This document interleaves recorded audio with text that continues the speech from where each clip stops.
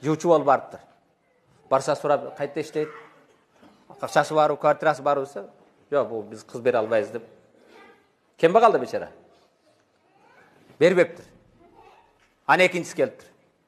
Намазда жок, мечитте жок, даватта жок, башкада жок, казинодо, арактын кулу, кечки клубтарда жүргөн жигит. Машинеси бар, диплому бар, достору бар, атасы бай.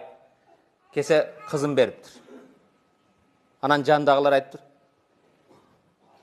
Эмнеге буга бердиң? Бул ич намазды билбесе, Кудай дегенди билбесе, Алла жолунда жүрбөсө, бул эмнеге кызыңды бердиң десе.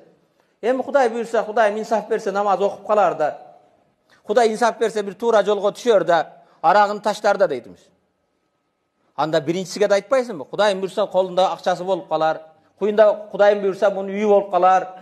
Рызыкты бергенде Аллах, хидаятты бергенде Аллах эмеспи?